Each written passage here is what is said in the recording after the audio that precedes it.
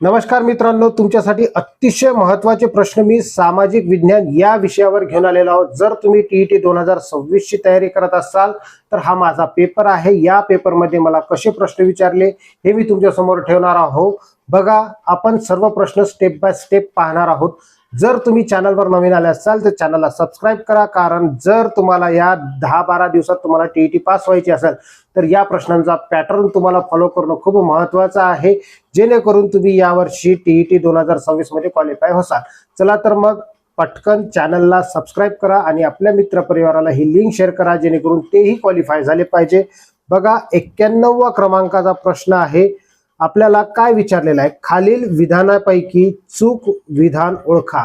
चुकीचं विधान आपल्याला ओळखायला सांगितलेलं आहे। कशा पद्धतीने सोडवणार आहोत बघा। पहिला पर्याय दिलेला आहे, राज्यसभेला कायद्याच्या प्रस्तावावर चर्चा करण्याचा तसेच विधेयक मांडण्याचा अधिकार असतो।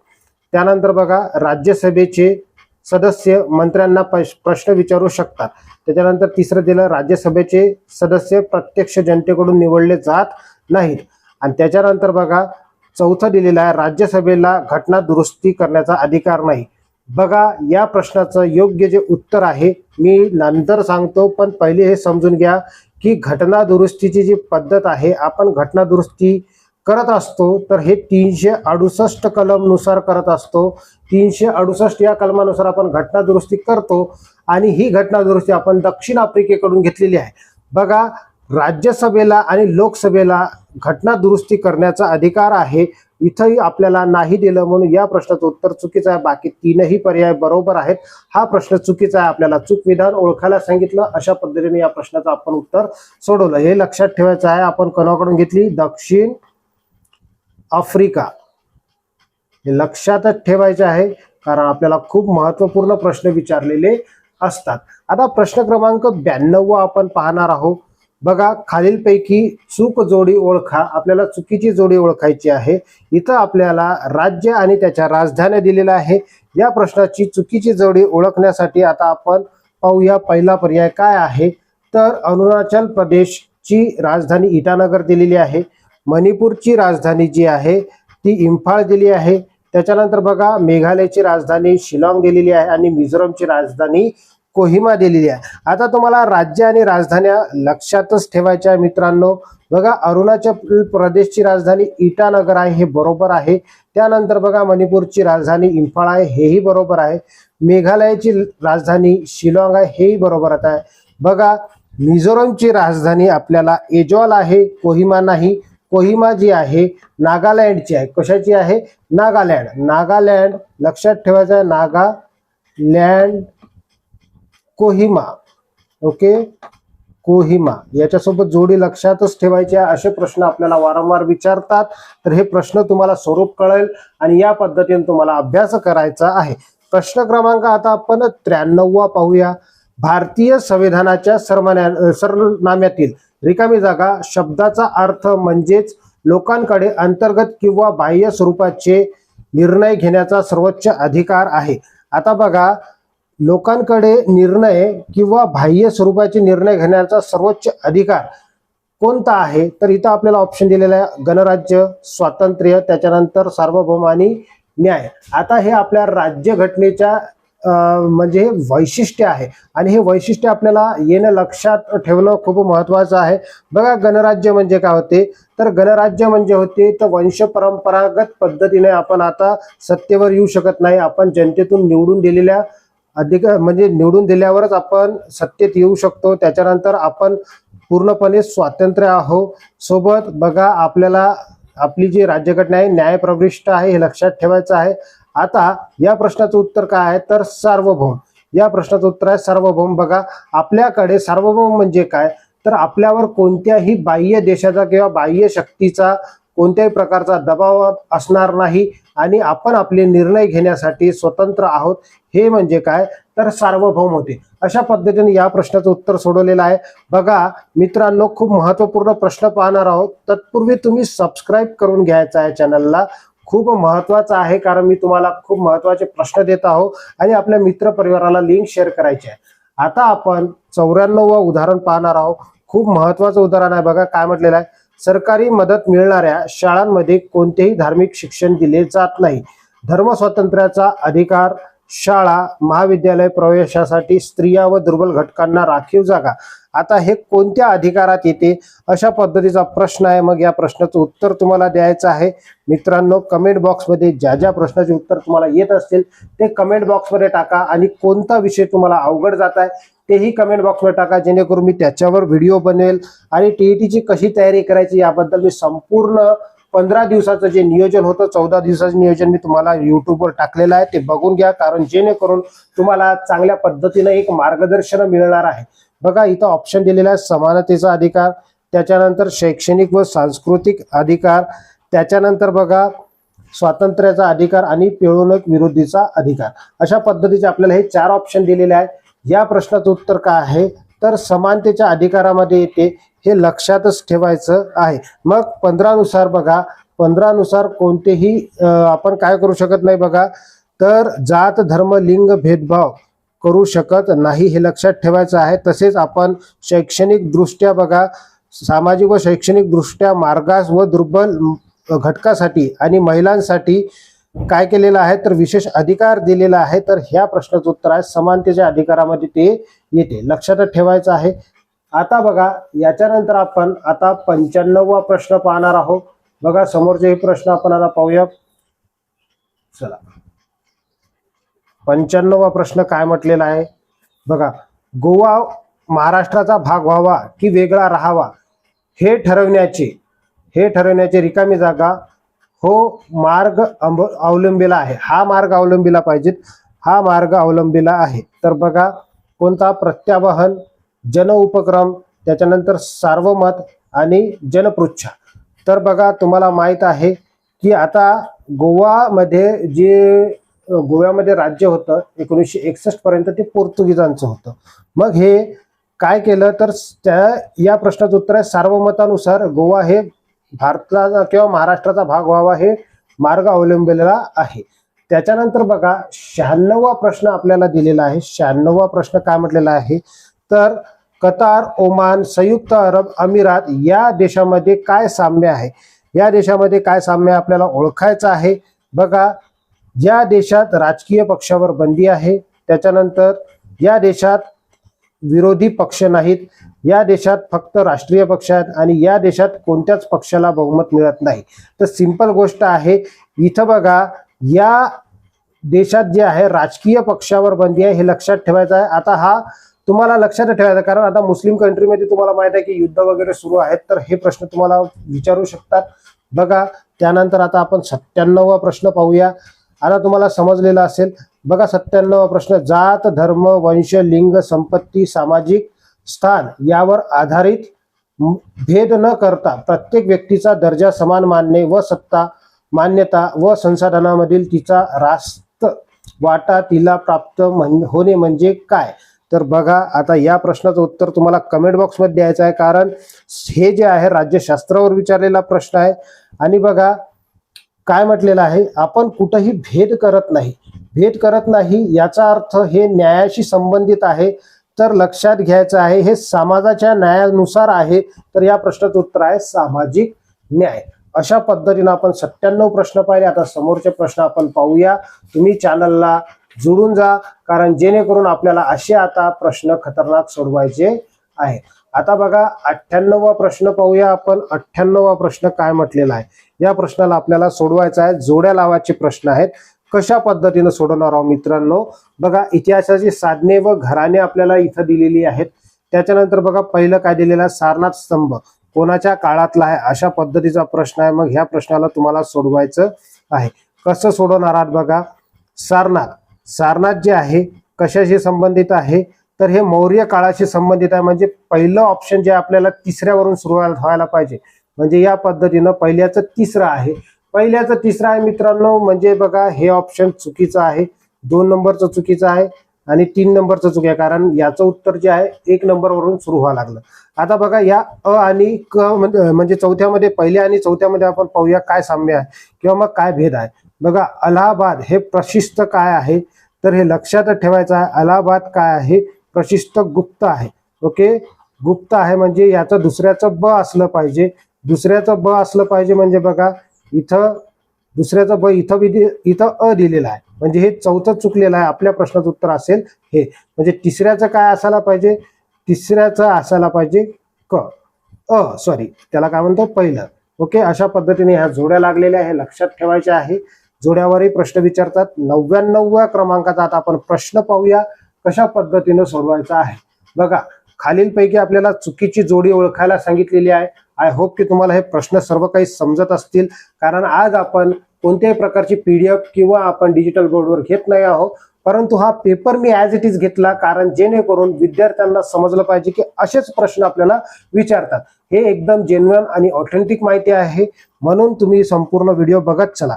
बघा, प्रश्न क्रमांक तुम्हाला दिलेला आहे 99. चुकीची जोडी ओळखायला ऑप्शन दिलेला आहे गोपाल पाल, त्याच्यानंतर दंतीदुर्ग हे राष्ट्रकूट, त्याच्यानंतर बघा विजयालय चोळ आणि कृष्णराज यादव.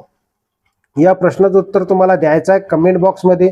बघा, इथं हे राज्य आणि राज्याची जोडी दिलेली आहे. ओके, म्हणजे घराणे दिलेले आहे, राष्ट्रकूट घराणे. पाल घराण्याचा राजा कोण होता, अशा पद्धतीने विचारलेला आहे. संस्थापक किंवा राजे आपल्याला विचारलेला आहे. मग बघा, गोपाल हा पाल घराण्याचा संस्थापक आहे. दंतीदुर्ग हा राष्ट्रकूट घराण्याचा संस्थापक आहे. हे वन लाइनर साठी तुम्हाला येऊ शकतात. विजयालय हे जे चोळ घराण्याचा संस्थापक आहे. तर या प्रश्नाचं अचूक जे उत्तर आहे कृष्णराज हे यादव घराण्याचा संस्थापक नाही आहे, हे लक्षात ठेवायचं आहे. तर या कृष्णराज प्रथम, याचा उत्तर जे आहे बघा काय येईल, तर कृष्णराज. बघा, या प्रश्नाचं उत्तर यायला पाहिजे, चला या प्रश्नाचं उत्तर बघा, मला तेवढं काही आता आठवण येत नाही आहे, तर आपण याला सोडून दे, स्किप करू समोरचा प्रश्न, कारण हे खूप डीप मधला इतिहास आहे. समोरचा प्रश्न बघूया. 100व्या क्रमांकाचा प्रश्न आपल्याला काय दिलेला आहे. बघा, तामिळनाडू चिन्ह सोबत काय आहे, आणि चिन्ह त्याच्यानंतर लक्षद्वीपची म्हणजे सरळ राजधानी विचारलेली आहे. आपल्याला राजधानी विचारलेली आहे, तर आपल्याला लक्षातच ठेवायचे आहे. तामिळनाडूची चिन्नई राजधानी आहे, तर लक्षद्वीपची कोणती असायला पाहिजे, तर हे लक्षात ठेवायचं आहे. लक्षद्वीपची आहे करावती. ओके, कवरत्ती काहीतरी आहे, ती कवरत्ती ही आपली राजधानी आहे लक्षद्वीपची. ओके, या प्रश्नाचं उत्तर ऑप्शन क्रमांक पहिला. समोर आता 101वा प्रश्न पाहूया आपण. बघा, 101 म्हटल्यावर शुभ आकडा, आणि या आकड्यावर तुम्ही काय करायचं आहे, चॅनलला सबस्क्राईब करून घ्यायचं आहे.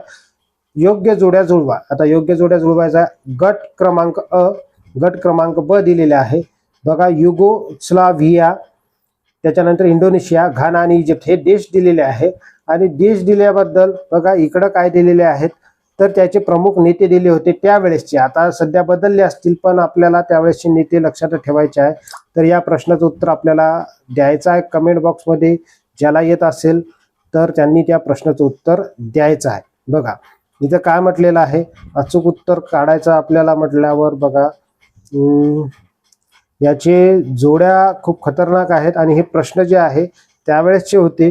तर या प्रश्नाचं उत्तर आपण देऊ पाहूया. बघा, काय म्हटलेलं आहे, याचं युगोस्लाव्हिया हे जे आहे मार्शल टिटो आहे. मार्शल टिटो म्हणजे पहिल्याचं तिसरं आहे. बघा, सगळ्याच्या याच्यात पहिल्याचं तिसरं दिलेलं आहे, पहिल्याचं तिसरं दिलेलं आहे, म्हणजे याच्यात आपण काही चेक करणार नाही, पहिल्याचं तिसरं लक्षात ठेवा. त्याच्यानंतर इंडोनेशिया. आता इंडोनेशिया म्हटल्यावर सुकार्नो होता आहे की नाही, हे लक्षात ठेवायचं, म्हणजे हे पहिला सुकार्नो इंडोनेशियाचं पहिलं आहे, म्हणजे दुसऱ्याचं पहिलं पाहिजे. इथं व्ही दिलेलं आहे, हे चुकीचं आहे, पहिलं चुकीचं आहे. इथं दुसऱ्याचं पहिलं पाहिजे, दुसऱ्याचं दुसरं दिलेलं म्हणजे तिसरं चुकीचं आहे. बघा, आता इथं काय करायचं आपल्याला, इथं चेक करायचं आहे काय येईल आपल्या प्रश्नाचं उत्तर. इथं आपल्याला चेक करत असताना काय करणार आहोत बघा, एक तर दुसऱ्या क्रमांकाचा येईल, नाही तर चौथ्या क्रमांकाचा येईल. बघा काय म्हटलेलं आहे आपल्याला इथं, तर दुसऱ्याचं ब म्हटलेलं आहे ना, चौथ्याचं हे यायला पाहिजेत. ओके, चौथ्याचं क यायला पाहिजे, म्हणजे ड यायला पाहिजे. घानाचं खुशनुमा पाहिजे, काय नकुमा, क्वामी नकुमा. आणि त्याच्यानंतर बघा डचं काय पाहिजे, तर डचं दुसरं पाहिजे, डचं दुसरं.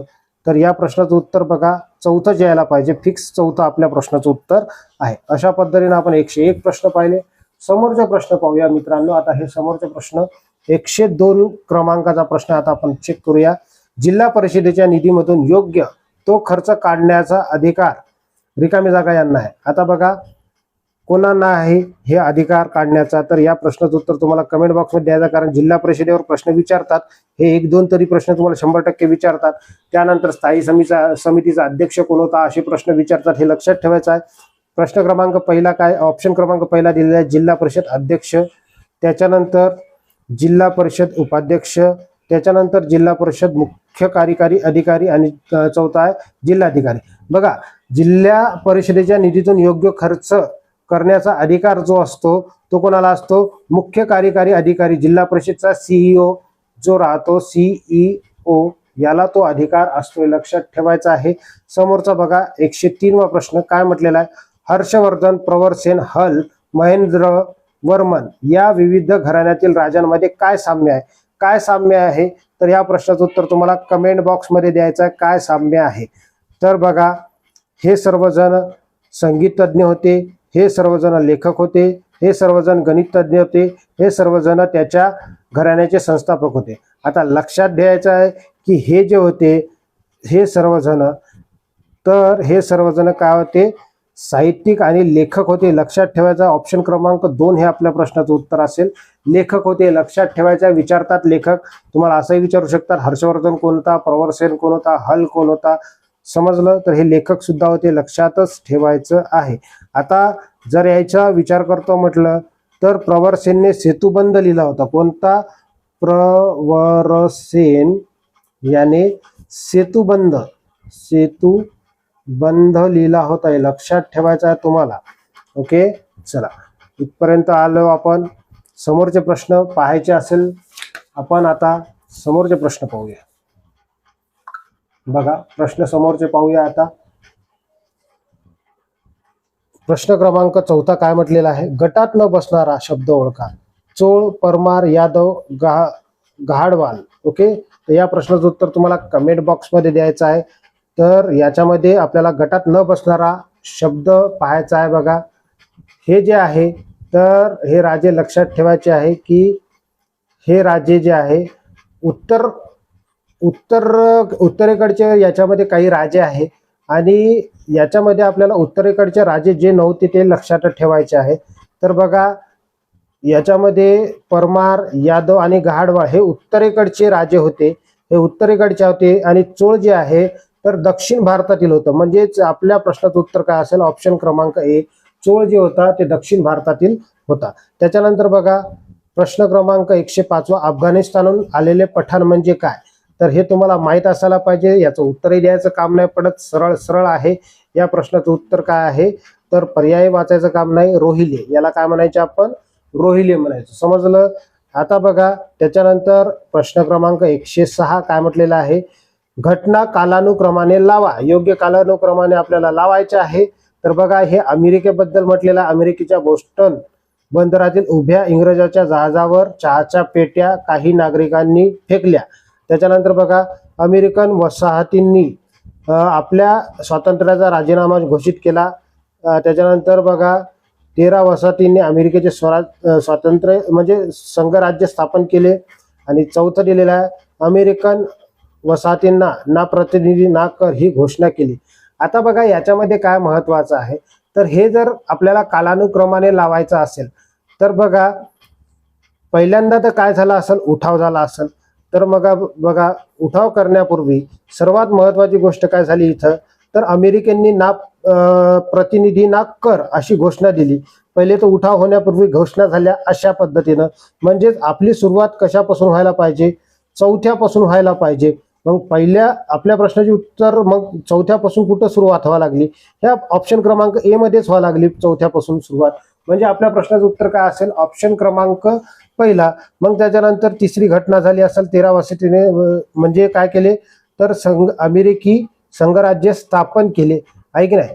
आणि त्याच्यानंतर बघा काय झालं, तर याच्यामध्ये बघा एक मिनिट, बोस्टन टी पार्टी है ना, तर पहिले हे ना प्रतिनिधी न कर, एक मिनिट, या प्रश्नाचं उत्तर जे आहे हे ना प्रतिनिधी ना कर अशा पद्धतीने दिलेलं आहे. आणि त्याच्यानंतर बघा इथं काय व्हायला पाहिजे, तर इथं हे जे आहे इथं लक्षात घ्या, सुरुवात तर चौथ्यापासून व्हायला पाहिजे. हे प्रश्न चुकीचा आहे बघा, सुरुवात तर चौथ्यापासूनच व्हायला पाहिजे, 100% बरोबर आहे. परंतु इथं जे आहे ना हे तिसरं नाही यायला पाहिजे, हे पहिलं यायला पाहिजे.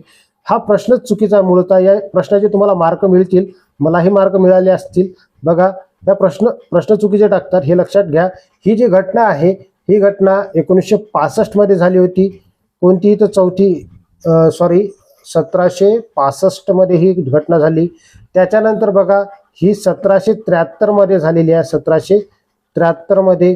त्याच्यानंतर काय केलं, तर त्याच्यानंतर जाहीरनामा, स्वातंत्र्याचा जाहीरनामा घोषित केला, हे 1776 ची गोष्ट आहे, लक्षात घ्या. आता या पद्धतीनं आपण या प्रश्नाचं उत्तर सोडवायचं होतं. बघा तर हे चौथ्या क्रमांकाचं, तिसरं काय येईल चौथ्या क्रमांकाचं. म्हणजे बघा कसं उत्तर यायला पाहिजे याचं. तर हे पहिलं म्हणजे पहिले काय झाली, चौथी घटना झालेली आहे, त्याच्यानंतर पहिली घटना, त्याच्यानंतर ही दुसरी घटना झालेली आहे आणि त्याच्यानंतर ही तिसरी घटना झाली. या पद्धतीनं 4, 1, 2, 3 अशा पद्धतीच्या ह्या घटना झालेल्या आहेत. समोरचा प्रश्न पाहूया. प्रश्न क्रमांक 7 काय म्हटलेला आहे, तर न्यायमूर्ती रानडे, डॉक्टर भंडारकर, न्यायमूर्ती तेलंग, आत्माराम पांडुरंग तर्खडकर हे नेते कोणत्या समाजाचे होते, म्हणजे कोणत्या संघटनेशी संबंधित होते, हे प्रश्नाचं उत्तर आपल्याला द्यायचं आहे. बघा ब्राह्मो समाज, प्रार्थना समाज, आर्य समाज, सत्यशोधक समाज. बघा या प्रश्नाचं उत्तर तुम्हाला कमेंट बॉक्समध्ये द्यायचं आहे. तुम्हाला माहित आहे की प्रार्थना समाजाची सुरुवात कोण केली होती, तर आत्माराम पांडुरंग तर्खडकर यांनी केली होती. म्हणजे हे सगळे कोणाशी संबंधित असेल, ऑप्शन क्रमांक 2 शी संबंधित आहे. समजलं.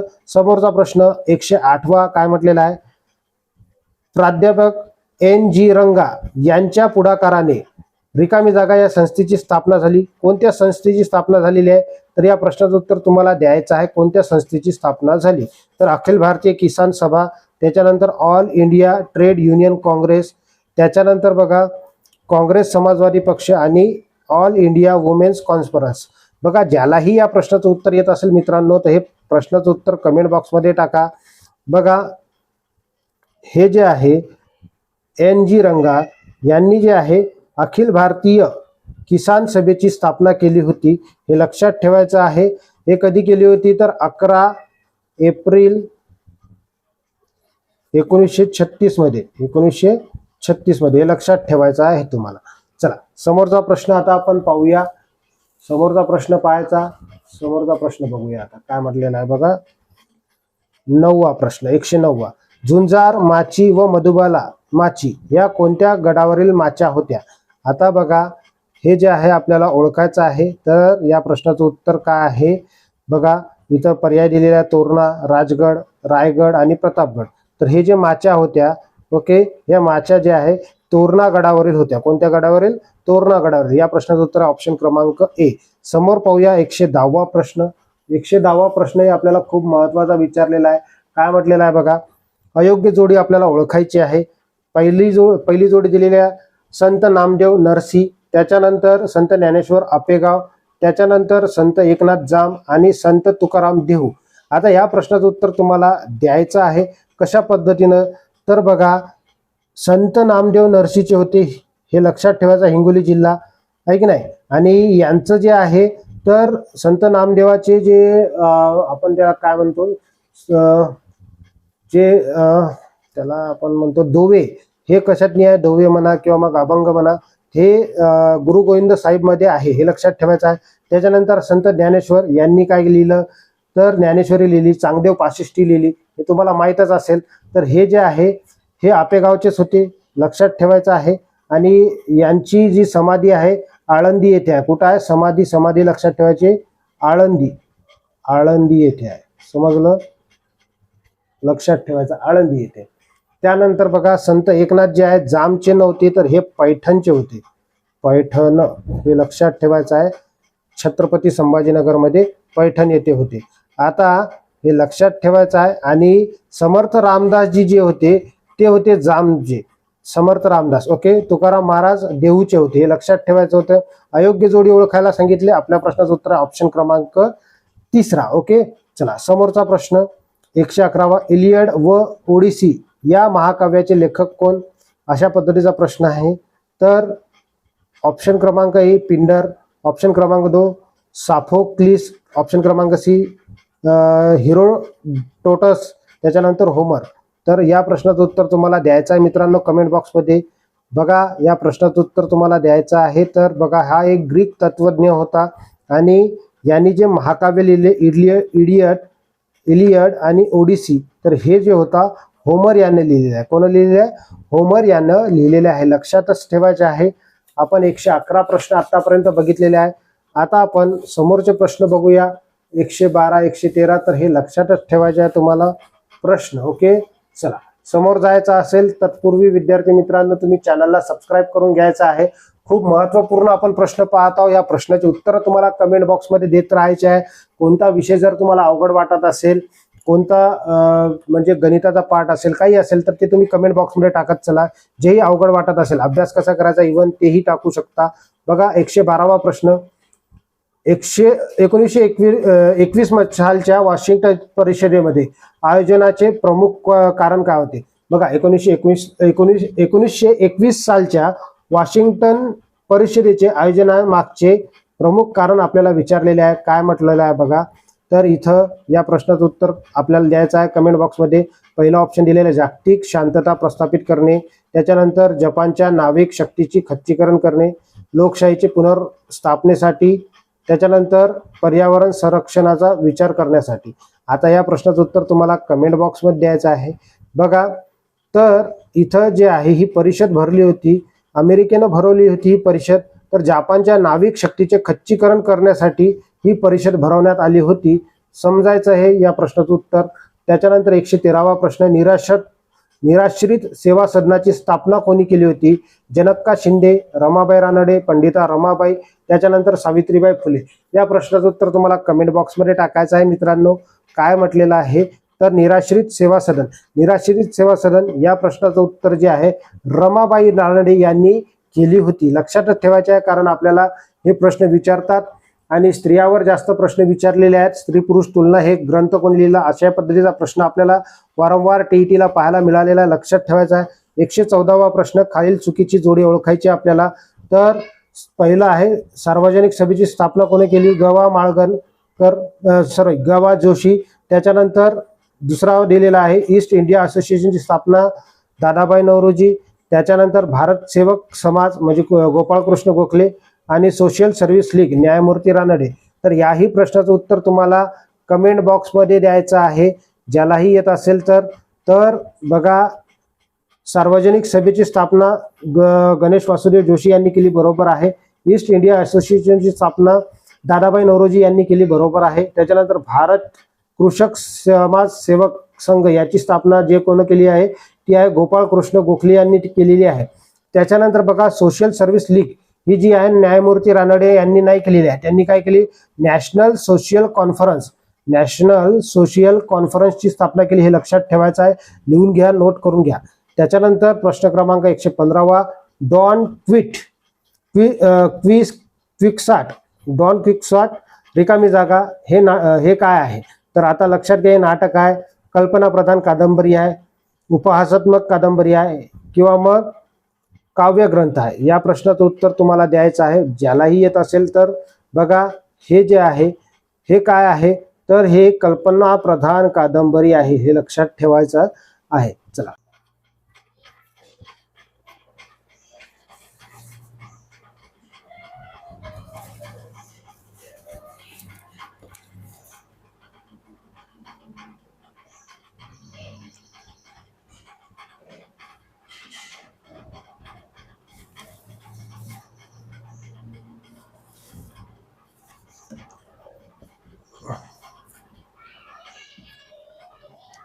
आता आपण 116वा प्रश्न पाहूया.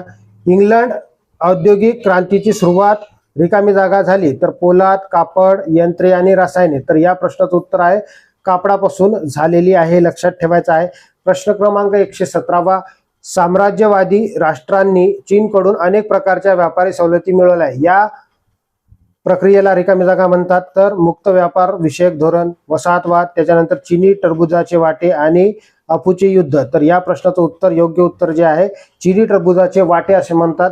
त्याच्यानंतर 118वा प्रश्न काय म्हटलेला आहे, रासपुतीन हा रिकामी जागा महंत होता. तर या प्रश्नाचं उत्तर बी येत असेल तर तुम्ही कमेंट बॉक्समध्ये टाका. तर हा काय होता, रशियन होता, सर्बियन होता, ऑस्ट्रेलियन होता किंवा फ्रेंच होता. तर या प्रश्नाचं उत्तर आहे हा रशियन होता. अशा पद्धतीनं आपण 118 प्रश्न पाहिलेले आहे. आता समोरचे जे प्रश्न आहेत सामाजिक शास्त्रावरचे आपण नेक्स्ट पार्ट मध्ये बनवूया.